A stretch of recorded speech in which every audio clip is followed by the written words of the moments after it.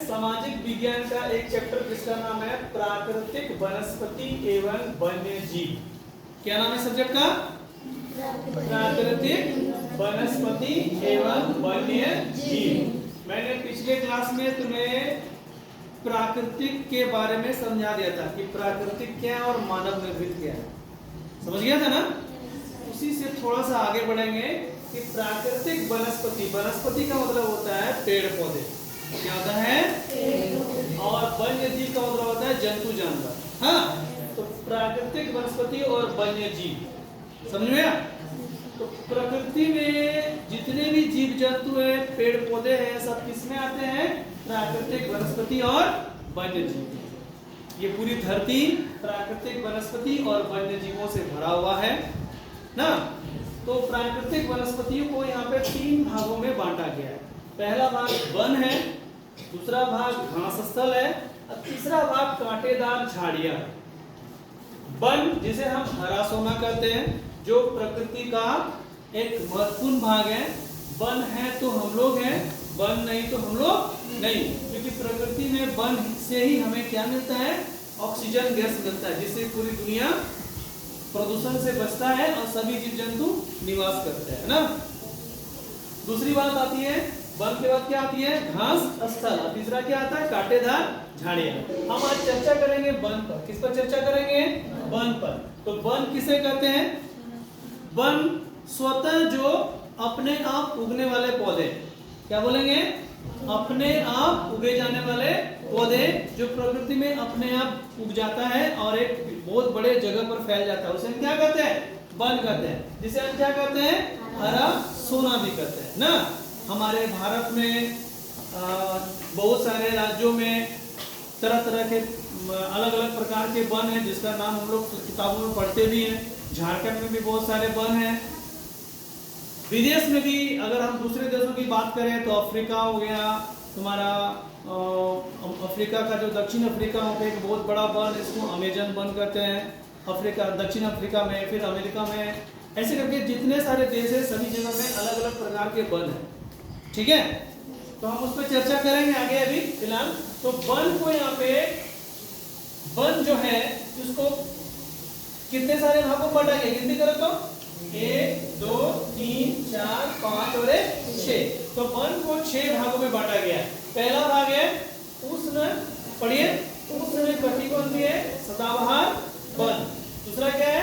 उष्ण कटिबंधीय पर्णपाती वन। तीसरा शीतोष्ण सदाबहार वन। चौथा शीतोष्ण पर्णपाती वन। पांचवा भूमध्य सागरीय वन। और छठा शंकुधारी वन। इसका मतलब समझो। उष्ण कटिबंधीय, उष्ण कटिबंधीय का मतलब होता है, हमने ये जो भारत, जो विश्व का ग्लोब है ना, ये मैंने कक्षा में पढ़ाया हुआ था। ये बीचों बीच जो रेखा खींची जाती है क्या है? विषुवत रेखा। क्या है? ये कौन सा रेखा है? विषुवत रेखा। इसके ठीक ऊपर में रेखा खींची, कौन सा रेखा है? कर्क रेखा। और ठीक इसके नीचे रेखा में कौन सा रेखा है? मकर रेखा।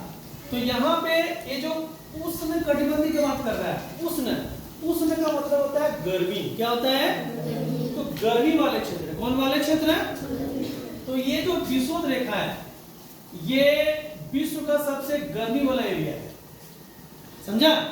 इस क्षेत्र में जितने भी देश आते हैं सब गर्म गर्म वाले देश है। यहाँ पे सालों भर गर्मी मिलेगा। इसको हम भूमध्य भी कहते हैं। भूमध्य यानी पृथ्वी के मध्य, पृथ्वी के मध्य। इस क्षेत्र में जो भी वन आते हैं उसे हम कहते हैं उष्ण कटिबंधीय सदाबहार वन। यानी ये सालों भर हरा भरा वाला वन है, क्योंकि यहाँ सालों भर वर्षा भी बढ़िया है। यहाँ पे 200 सेंटीमीटर तक वर्षा होता है। कितना तक वर्षा होता है? 200 सेंटीमीटर तक। इसे कहते हैं उष्ण कटिबंधीय। अगला आते हैं उष्ण कटिबंधीय पर्णपाती वन। पर्ण मतलब पत्ता, पाती मतलब पत्तों को गिरना। तो ये वन जो है ये भी तुम्हारा विषुवत रेखा और कर्क रेखा के बीच में आता है। कहाँ आता है? विषुवत रेखा और कर्क रेखा के बीच में, इसे कहते हैं उष्णकटिबंधीय पर्णपाती। ये झारखंड में भी जो वन है ये उष्णकटिबंधीय पर्णपाती वन है। ये मौसमी वन होते हैं, मौसम जैसा वैसा वन। अगर तुम्हारा बारिश हो रहा है तो देखना पेड़ पौधा पूरा हरा भरा हो जाएगा, अगर बारिश खत्म हो गया, पतझड़ आ गया, देखना सारा पत्ता बन के गिर गया, वन वीरान हो गया। आसपास से देखना ऐसा वन मिलेगा ना, इसे क्या कहते हैं हम, उष्णकटिबंधीय पर्णपाती वन। तीसरा प्रकार का जो वन है शीतोष्ण, यानी शीत भी है और गर्मी भी है।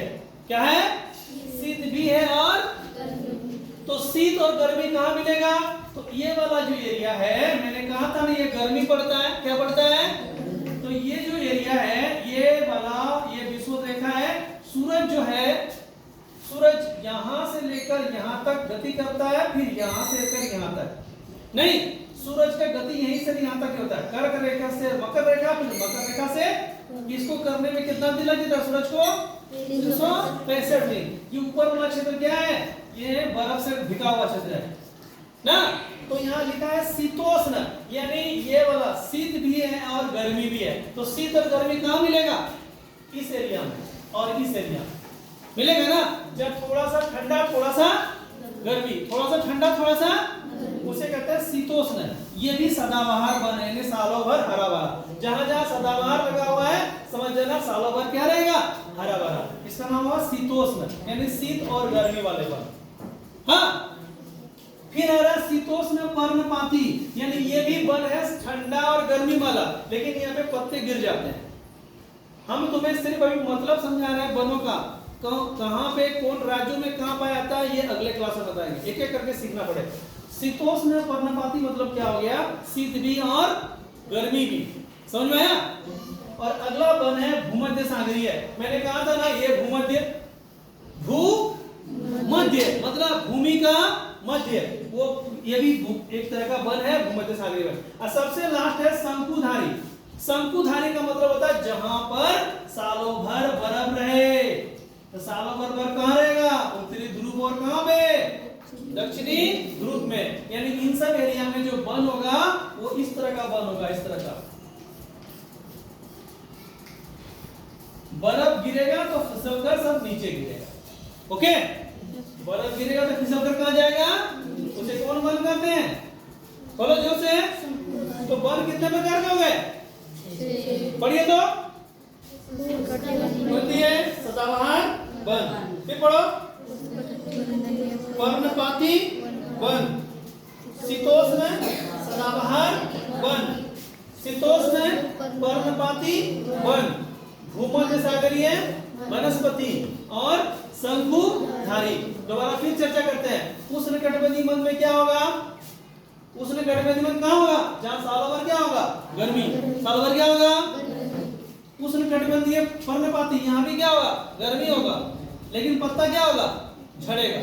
यहाँ पे गर्मी और ठंडा दोनों है, यहाँ भी गर्मी और दोनों है। यहाँ पे क्या है, भूमध्य सागरीय, पृथ्वी के बीचों बीच, पृथ्वी के, यहाँ पे शंकुधारी जहाँ मिल गया, मतलब जहाँ पे सालों भर क्या गिरता है, बर्फ। यानी जैसे ही बर्फ गिरेगा फिसल कर नीचे। अगर इधर का पेड़ ऐसा, इस तरह का पेड़ अगर रहता, इस तरह का पेड़, ऐसा पेड़ अगर रहता, अगर बर्फ गिरता तो एक भी पेड़ बचेगा, और यहाँ क्या होगा, बर्फ से सारा पेड़ झुक जाएगा, टूट कर नीचे गिर जाएगा ना।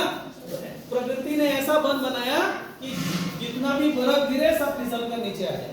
तो मेरा आज का क्लास बस इतना था कि तुम्हें प्राकृतिक वनस्पति को पहले समझना था कि प्राकृतिक वनस्पति 3 प्रकार के होते हैं, वन होते हैं, घास स्थल होते हैं, कांटेदार झाड़ियां होते हैं। और हमने वन को मैंने 5 भागों में बांट दिया। अगले कक्षा में हम ये चर्चा करेंगे कि उष्णकटिबंधीय सरोवर में कौन कौन से जानवर और कौन कौन से पेड़ पाया जाता है, क्योंकि क्वेश्चन वहीं से बनेगा। तो बोलेगा सर ये आज का पढ़ाई क्या हुआ, आज का पढ़ाई सिर्फ ये जान पाए कि प्राकृतिक वनस्पति है क्या और कितने भागों में बांटा गया और कितने प्रकार के वन पाए।